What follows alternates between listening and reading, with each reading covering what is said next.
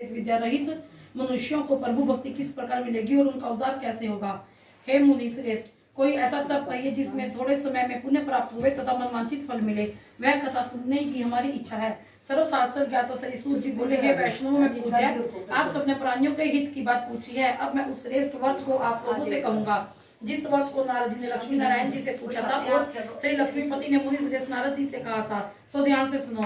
एक समय योगी राज नारद जी दूसरों के हित की इच्छा से अनेक लोकों में घूमते हुए मृत्युलोक में आ पहुंचे। यहाँ अनेक योनियों में जन्मे हुए प्राय सभी मनुष्यों को अपने कर्मों द्वारा अनेक दुखों से पीड़ित देखकर सोचा, किस यत्न के कार्य करने से निश्चय ही मानवों के दुख का नाश हो सकेगा। ऐसा मन में सोचकर विष्णु लोक को गए, जहाँ श्वेत वर्ण और चार भुजाओं वाले देवों के ईश नारायण का, जिनके हाथों में शंख चक्कर गदा और पद्म थे तथा वरमाला पहने हुए थे, देखकर स्तुति करने लगे। हे भगवान, आप अत्यंत शक्ति से संपन्न है, मन और वाणी भी आपको नहीं पा सकती। आपका आदि मध्य अंत नहीं है। निर्गुण स्वरूप सृष्टि के कारण भक्तों के दुखों को नष्ट करने वाले हो, आपको मेरा नमस्कार है।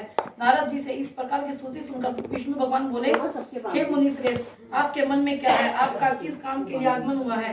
निसंकोच कहो। तब नारद मुनि बोले, मृत्यु लोक में सब मनुष्य जो अनेक योनियों में पैदा हुए हैं, अपने अपने कर्मों के द्वारा अनेक प्रकार के दुखों से दुखी हो रहे हैं। हे नाथ, मुझ पर दया रखते हुए हो तो बताइए, उन मनुष्यों के सब दुख थोड़े से ही प्रयत्न से कैसे दूर हो सकते हैं? श्री भगवान जी बोले, हे नारद, मनुष्यों की भलाई के लिए तुमने बहुत अच्छी बात पूछी है। जिसके करने से मनुष्य मोह से छूट जाता है, वह मैं कहता हूँ सुनो। पुण्य देने वाला स्वर्ग तथा मृत्यु लोक दोनों में एक दुर्गम उत्तम व्रत है। आज मैं प्रेम वशोव्रत में कहता हूँ, श्री सत्यनारायण भगवान का यह व्रत अच्छी तरह विधि पूर्वक करने से मनुष्य तुरंत ही यहाँ सुख होकर मरने पर मोक्ष को प्राप्त होता है। श्री भगवान के वचन सुनकर नारद मुनि बोले, इस व्रत का क्या फल है, क्या विधान है, किसने यह व्रत किया है और किस दिन यह व्रत करना चाहिए, विस्तार से कहो। भगवान बोले, दुख शोक आदि को दूर करने वाला, धन धान्य को बढ़ाने वाला, सौभाग्य और संतान को देने वाला, यह व्रत सभी स्थानों पर विजय करने वाला है। भक्ति और श्रद्धा के साथ किसी भी दिन मनुष्य श्री सत्यनारायण की शाम के समय ब्राह्मणों और बंधुओं के साथ धर्म परायण होकर पूजा करे। भक्ति भाव से नैवेद्य केले का फल, घी, दूध और गेहूं का चूर्ण सवाया ले। गेहूं के अभाव में साठी का चूर्ण, शक्कर और गुड़ ले और सब भक्षण योग्य पदार्थ जमा करके भगवान को अर्पित करे तथा बंधु बांधवों सहित ब्राह्मणों को भोजन करावे। तत्पश्चात भोजन करे, नृत्य गीत आदि का आचरण कर श्री सत्यनारायण भगवान का स्मरण करता हुआ समय व्यतीत करे। इस तरह व्रत करने पर मनुष्यों की इच्छा नीचे पूरी होती है। विशेषकर कली काल में मृत्यु लोक पर यही मोक्ष का सरल उपाय है। श्रीमन नारायण नारायण नारायण, श्रीमन नारायण नारायण नारायण, नारायण नारायण नारायण, नारायण नारायण नारायण। सूत जी बोले, हे ऋषियों, जिसने पहले समय में इस व्रत को किया है उसका इतिहास कहता हूँ, ध्यान से सुनो। सुंदर काशीपुरी नगरी में एक अत्यंत निर्धन ब्राह्मण रहता था। वह भूख प्यास से बेचैन हुआ नित्य पृथ्वी पर घूमता था। ब्राह्मणों से प्रेम करने वाले भगवान ने ब्राह्मण का रूप धारण कर उसके पास जाकर आदर के साथ पूछा, हे विप्र, नित्य दुखी हुआ पृथ्वी पर क्यों घूमता है? दीन ब्राह्मण बोला, मैं निर्धन ब्राह्मण हूँ, भिक्षा के लिए पृथ्वी पर फिरता हूँ। हे भगवान, यदि आप इसका उपाय जानते हो तो कृपया करके कहो। वृद्ध ब्राह्मण बोला कि सत्यनारायण भगवान मनवांछित फल देने वाले हैं, इसलिए ब्राह्मण तू उसका पूजन कर, जिसके करने से मनुष्य सब दुखों से मुक्त होता है। ब्राह्मण को व्रत का सारा विधान बतलाकर पूरे ब्राह्मण का रूप धारण करने वाले श्री सत्यनारायण भगवान अंतर्ध्यान हो गए।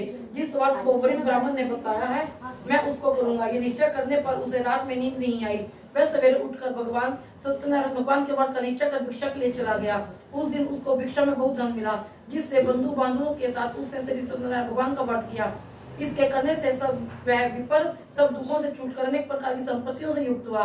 उस समय से वह विपर हर मास व्रत करने लगा। इस तरह सत्यनारायण भगवान के व्रत को जो करेगा वह सब पापों से छूटकर मोक्ष को प्राप्त होगा। आगे जो पृथ्वी पर श्री सत्यनारायण भगवान का व्रत करेगा वह मनुष्य सब दुखों से छूट जाएगा। इस तरह नारद जी ने नारायण जी से कहा कि यह व्रत मैंने तुमसे कहा। हे विप्रो, मैं अब और क्या कहूँ? ऋषि बोले, हे मुनिवर, संसार में उस विपर से सुनकर किसने इस व्रत को किया है वह सब हम सुनना चाहते हैं। इसके लिए हमारे मन में श्रद्धा है। शुद्ध जी बोले, हे मुनियों, जिसने इस व्रत को किया है वह सब सुनो। एक समय वह विपर धन और ऐश्वर्य के अनुसार बंधु बांधवों के साथ व्रत करने को तैयार हुआ। उसी समय एक लकड़ी बेचने वाला बूढ़ा आदमी आ गया और बाद लकड़ियों का विपर के मकान में गया। प्यास से दुखी लकड़हारा उनको व्रत करते देखकर विपर को नमस्कार कर कहने लगा कि आप क्या कर रहे हो और इसके करने से क्या फल मिलता है, कृपया करके मुझको कहो। ब्राह्मण ने कहा कि सब मनोकामनाओं को पूरा करने वाला यह श्री सत्यनारायण भगवान का व्रत है। इसकी ही कृपा से मेरे यहाँ धन धान्य आदि की वृद्धि हुई है। विपर से इस व्रत के बारे में जानकर लकड़हारा बहुत खुश हुआ। चरणामत ले प्रसाद खाने के बाद अपने घर को गया। लकड़हारे ने अपने मन में इस प्रकार का संकल्प लिया कि आज ग्राम में लकड़ी बेचने से जो धन मिलेगा उसी से मैं सत्यनारायण भगवान का उत्तम व्रत करूंगा। यह मन में विचार कर वह बूढ़ा ब्राह्मण लकड़ियां अपने सर पर रखकर जिस नगर में धनवान लोग रहते थे वह ऐसे सुंदर नगर में गया। उस रोज वहां पर उसे उन लकड़ियों का दाम बहुत पहले के दिनों में चौगुना मिला।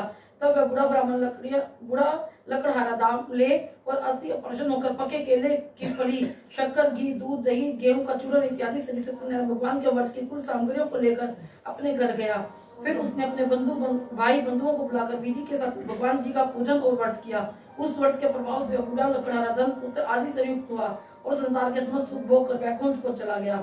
श्रीमन नारायण नारायण नारायण श्रीमन नारायण नारायण नारायण लक्ष्मी नारायण नारायण नारायण लक्ष्मी नारायण नारायण नारायण। सूत जी बोले, हे श्रेष्ठ मुनियों, अब आगे की कथा कहता हूँ। पहले समय में उल्का मुख नाम का एक बुद्धिमान राजा था। वह सत्यवक्ता और जितेंद्रिय था। प्रतिदिन देवस्थानों पर जाता गरीबों को धन देकर उनके कष्ट दूर करता था। उसकी पत्नी कमल के समान मुख वाली और सती साध्वी थी। भद्रशिला नदी के तट पर उन दोनों ने श्री सत्यनारायण भगवान का व्रत किया। उसमें वहां पर एक साधु नामक वैश्य आया। उसके पास व्यापार के लिए बहुत सा धन था। राजा को व्रत करते हुए देखकर वह विनय से पूछने लगा, हे राजन, भक्ति युक्त चित्त से यह आप क्या कर रहे हो? मेरी सुनने की इच्छा है, सो आप यह मुझे बताइए। राजा बोला, हे साधु, अपने बांधवों के साथ पुत्रादि की प्राप्ति के लिए एक महाशक्तिशाली श्री सत्यनारायण भगवान का व्रत पूजन किया जा रहा है। राजा के वचन सुनकर साधु आदर से बोला, हे राजन, मुझसे इसका सब विधान कहो, मैं भी आपके कथा अनुसार इस व्रत को करूंगा। मेरे भी कोई संतान नहीं है और इसे निश्चय ही होगी। राजा से सब विधान सुन व्यापार से निवृत्त हो गए आनंद के साथ घर गया। साधु ने अपनी स्त्री से संतान देने वाले उस व्रत का वर्णन सुनाया और कहा, जब मेरे संतान होगी तब मैं इस व्रत को करूंगा। साधु ने ऐसे वचन अपनी स्त्री लीलावती से कहे। एक दिन उसकी स्त्री लीलावती पति के साथ आनंदित हो संसारिक धर्म में प्रवृत्त होकर श्री सत्यनारायण भगवान की कृपा से गर्भवती हो गई और 10वें महीने में उसने एक सुंदर कन्या को जन्म दिया। दिनों दिन वह इस तरह बढ़ने लगी कि शुक्ल पक्ष का चंद्रमा बढ़ता है। कन्या का नाम कलावती रखा गया। वह लीलावती ने मीठे शब्दों में अपने पति से कहा कि जो अपने संकल्प किया है कि सत्यनारायण भगवान का व्रत करूंगी, अब आप उसे करिए। साधु बोला, हे विपर, हे प्रिय, इसके विवाह पर करूंगा। इस प्रकार अपनी पत्नी को आश्वासन देकर वह नगर को गया। कलावती पितृगृह में वृद्धि को प्राप्त हो गई। साधु ने जब नगर की सखियों के साथ अपनी पुत्री को देखा तो तुरंत ही दूत को बुलाकर कहा कि पुत्री के लिए कोई योग्य वर देख कर लाओ। साधु की आज्ञा पाकर दूत कंचन नगर पहुंचा और वहां पर खोज और देखभाल कर लड़की के लिए योग्य वनिक पुत्र को ले आया। उस योग्य पुत्र को देखकर साधु ने अपने बंधु बांधवों से प्रसन्नचित अपनी पुत्री का विवाह उसके साथ कर दिया, किंतु दुर्भाग्य से विवाह के समय भी व्रत करना भूल गया।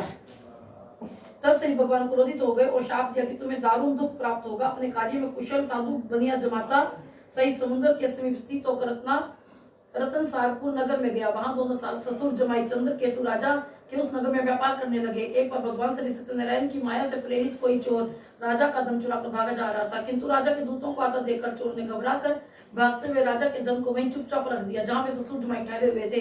जब दूतों ने उस साधु वैश्य के पास राजा के धन को रखा देखा तो दोनों को बांध कर ले गए और प्रसन्नता से दौड़ते हुए राजा के समीप जाकर बोले कि यह दो चोर हम पकड़ कर लाए हैं, देखकर आज्ञा दे। तब राजा की आज्ञा से उनको कठिन कारावास में डाल दिया और उनका धन छीन लिया। श्री सत्यनारायण भगवान के श्राप द्वारा उसकी पत्नी भी घर पर बहुत दुखी हुई और घर पर जो धन रखा था चोर चुरा कर ले गए।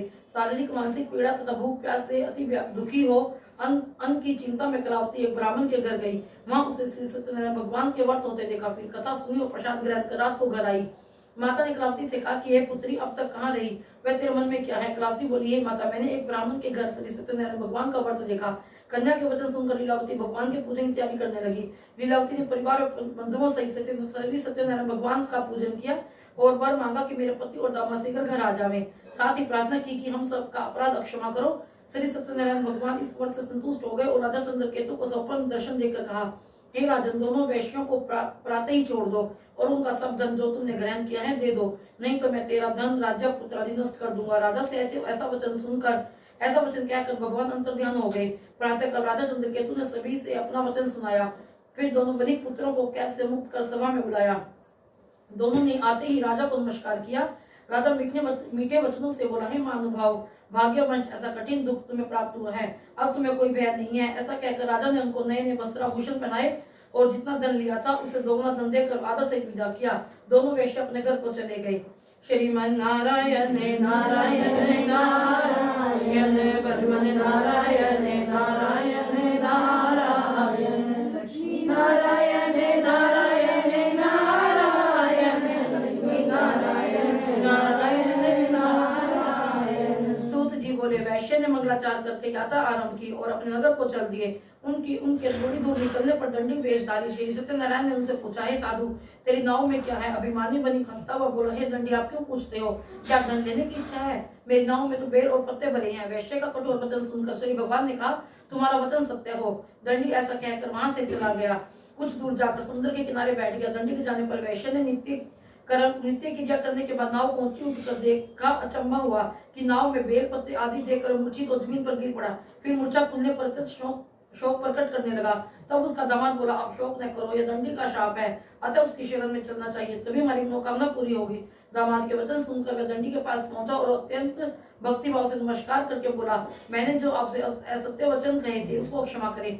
ऐसा कहकर महान शोकातुर हो रोने लगा।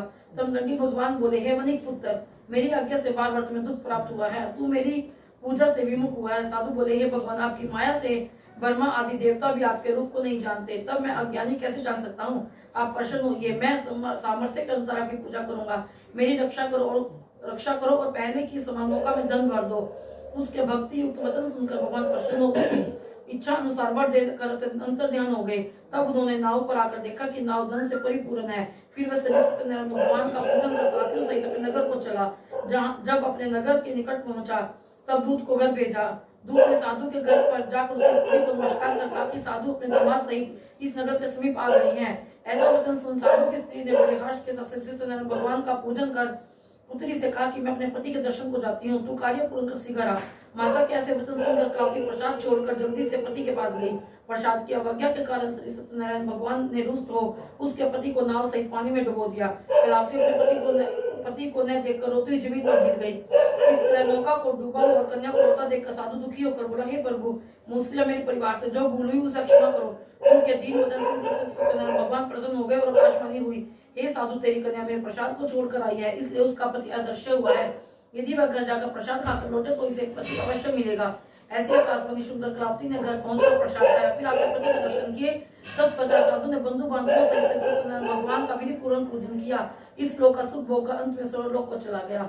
श्रीमन नारायण नारायण नारायण नारायण नारायण नारायण लक्ष्मी नारायण नारायण नारायण लक्ष्मी नारायण नारायण नारायण। सूत जी बोले, हे ऋषियों, मैं और भी कथा कहता हूँ, सुनो। प्रजापालक में लीन तुंगध्वज नाम का एक राजा था। उसने भी भगवान का प्रसाद त्याग कर बहुत दुख पाया। एक समय वन में जाकर वन्य पशुओं को मारकर बढ़ के पेड़ के नीचे आया। वहां उसने ग्वालों को भक्ति भाव से बांधवों सहित श्री सत्यनारायण जी के पूजन करते देखा। राजा देखकर भी अभिमान वहां नहीं गया और नहीं नमस्कार किया। जब ग्वालों ने श्री भगवान का प्रसाद उसके सामने रखा तो प्रसाद त्याग कर अपनी नगरी को चला गया।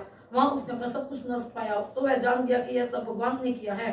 तब वह विश्वास कर ग्वालों के समीप गया और विधि पूर्वक पूजन का प्रसाद खाया तो श्री सत्यनारायण भगवान की कृपा से सब कुछ पहले जैसा हो गया।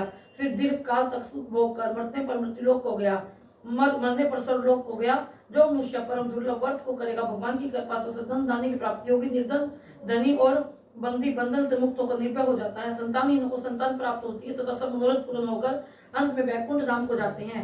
जिन्होंने पहले इस व्रत को किया वो अब दूसरे जन्म की कथा कहता हूँ। वर्द संतानंद ब्राह्मण ने सुदामा का जन्म लेकर मोक्ष को पाया। लकड़हारे ने अगले जन्म में निषाद बनकर मोक्ष प्राप्त किया। उल्का मुख नाम के राजा दशरथों का वैकुंठ को प्राप्त हुआ। साधु नाम के वैश्य ने मोरध्वज बनकर अपने पुत्र को आरे में चीर कर मोक्ष को प्राप्त किया। महाराज तुंगध्वज ने स्वयंभू होकर भगवान में भक्ति युक्त होकर कर मोक्ष को प्राप्त किया। श्रीमन नारायण नारायण नारायण लक्ष्मी नारायण